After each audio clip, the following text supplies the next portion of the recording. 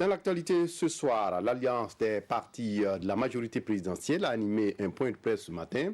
Objectif faire le point du dialogue politique qui s'est achevé ce 22 juillet.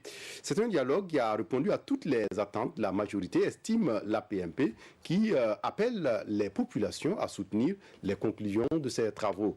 La majorité s'est également penchée sur des questions d'actualité telles que le drame survenu suite au décès de 11 prévenus dans l'enceinte de l'unité antidrogue, la réglementation des réseaux sociaux et la décision du Conseil constitutionnel sur le nouveau code pénal.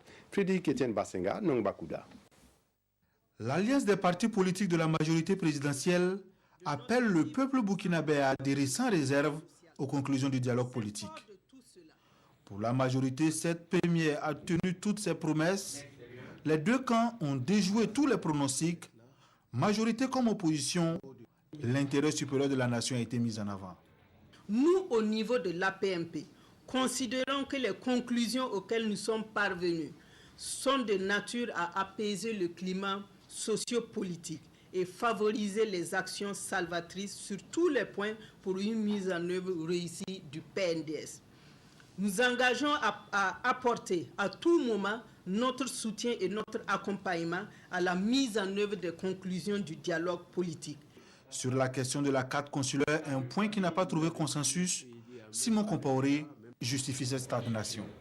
Si les Burkinabés qui sont dans les autres pays sont à même de faire des passeports ou des cartes nationales d'identité burkinabé pour participer aux élections, ceux également qui sont en Côte d'Ivoire peuvent le faire. Alors pourquoi ? Parce que nous voulons que les élections soient propres.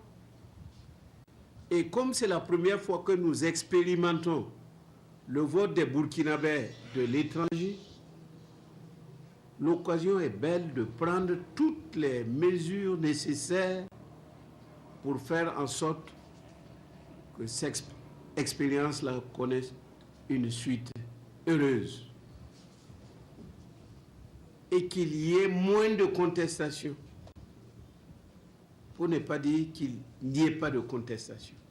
Simon Compaoré revient également sur les déclarations du chef d'état-major des armées françaises pour le président par intérim du MPP. Cette affirmation tendant à dire que les pays du Sahel disparaîtront si l'armée française se retirait est tout simplement choquante.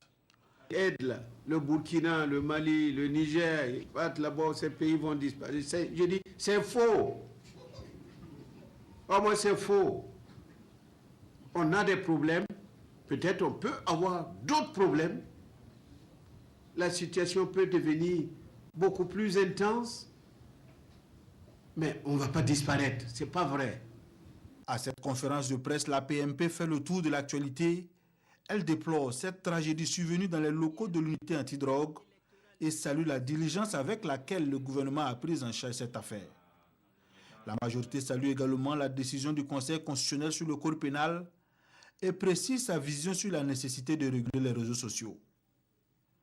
Pour la majorité, il n'est pas question de bâillonner la presse, mais il faut tenir compte de l'environnement sécuritaire.